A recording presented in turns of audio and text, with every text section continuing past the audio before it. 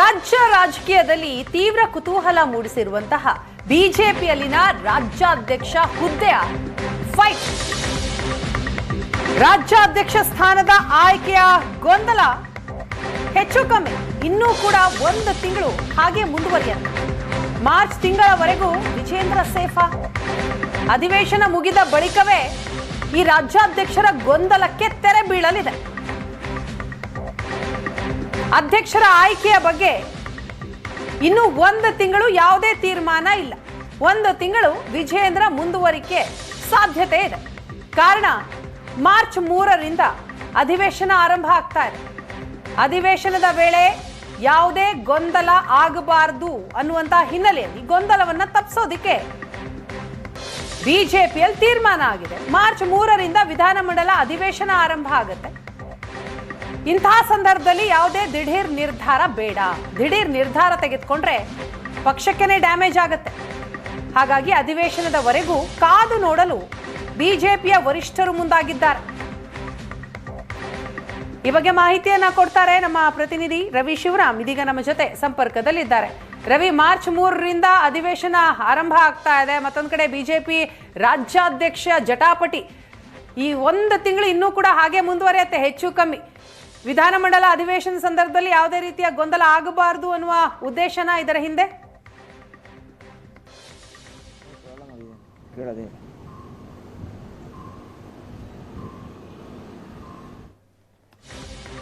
ಸರಿಯಾದ ಸಂಪರ್ಕ ಸಾಧ್ಯ ಆಗ್ತಾ ಇಲ್ಲ. ಮಾತನಾಡ್ತೀನಿ. ಬಿಜೆಪಿ ರಾಜ್ಯಾಧ್ಯಕ್ಷ ಹುದ್ದೆಗೆ ಭಾರಿ ಫೈಟ್ ನಡೀತಾ ಇದೆ. ಯತ್ನಾಳ್ ಅಂಡ್ ಟೀಮ್ ರಾಜ್ಯಾಧ್ಯಕ್ಷರಾಗಿ ವಿಜೇಂದ್ರ ಮುಂದುವರಿಲೇಬಾರದು ಅನ್ನುವಂತಹ ಪಟ್ಟು ಹಿಡಿದಿದೆ. ಆದರೆ ಬಿಜೆಪಿ ವರಿಷ್ಠರು ಮಾತ್ರ ಇಲ್ಲಿವರೆಗೂ ಯಾವುದೇ ತೀರ್ಮಾನಕ್ಕೆ ಬಂದಿಲ್ಲ. ಇನ್ನು ಒಂದು ತಿಂಗಳು ಯಾವುದೇ ತೀರ್ಮಾನವೂ ಕೂಡ ಆಗಲ್ಲ ಅನ್ನುವಂತಹ ಮಾಹಿತಿ. ಕಾರಣ ಅಧಿವೇಶನ ಇದೆ. ಮಾರ್ಚ್ 3ರಿಂದ ಅಧಿವೇಶನ ಆರಂಭ ಆಗುತ್ತೆ.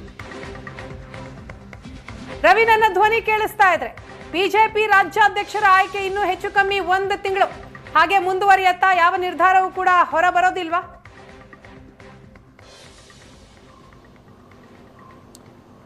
ಅಧಿವೇಶನ ನಡೆಯುವಂಥ ಸಂದರ್ಭದಲ್ಲಿ ಕೇಂದ್ರ ನಾಯಕರುಗಳು ಬಂದು ಕೆಲವು ಶಾಸಕರ ಮತ್ತು ಪ್ರಮುಖರ ಅಭಿಪ್ರಾಯವನ್ನು ಸಂಗ್ರಹ ಮಾಡುವಂಥ ಸಾಧ್ಯತೆಯೂ ಕೂಡ ಇದೆ.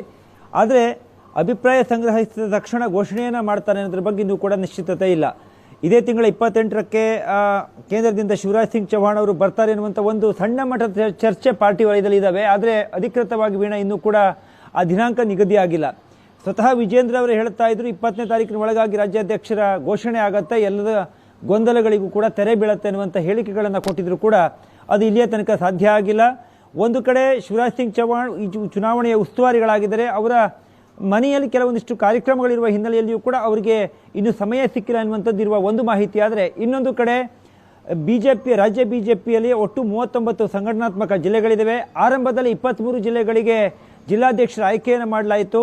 ಆ 23 ಜಿಲ್ಲಾಧ್ಯಕ್ಷರ ಆಯ್ಕೆ ಅಂದರೆ ಸುಮಾರು 51% ಮಾಡಿದಂಥ ಸಂದರ್ಭದಲ್ಲಿ ರಾಜ್ಯಾಧ್ಯಕ್ಷರ ಆಯ್ಕೆಗೆ ಬೇಕಾದಂಥ ಸಂಖ್ಯೆ ಸಾಕಾಗಿತ್ತು. ಆ ಕಾರಣಕ್ಕಾಗಿ ಇನ್ನುಳಿದ ಜಿಲ್ಲಾಧ್ಯಕ್ಷರ ಆಯ್ಕೆಯನ್ನು ರಾಜ್ಯಾಧ್ಯಕ್ಷರದ ಆಯ್ಕೆಯ ಬಳಿಕ ಮಾಡೋಣ ಹೇಳುವಂಥ ಯೋಚನೆಯಲ್ಲಿ ರಾಜ್ಯ ಬಿಜೆಪಿ ಇತ್ತು.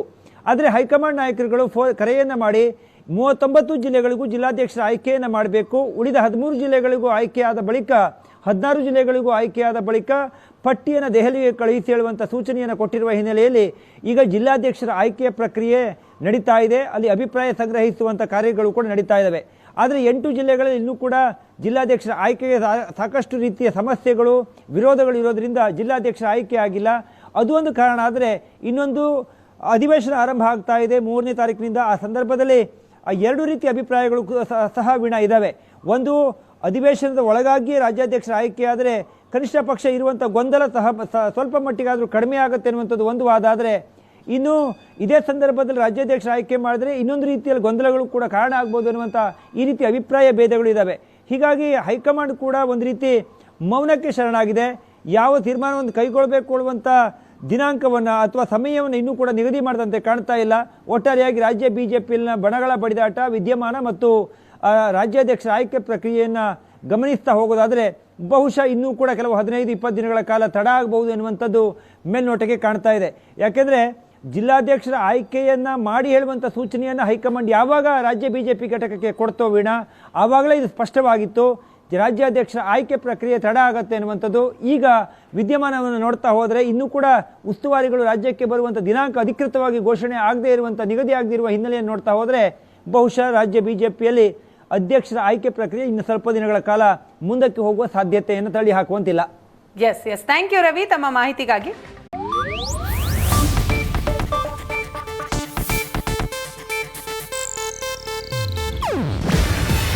ಇದು ಏಷ್ಯಾನೆಟ್ ನ್ಯೂಸ್ ನೆಟ್ವರ್ಕ್ ಪ್ರಸ್ತುತಿ. ನೀವು ನೋಡ್ತಿದ್ದೀರಾ ಏಷ್ಯಾನೆಟ್ ಸುವರ್ಣ ನ್ಯೂಸ್.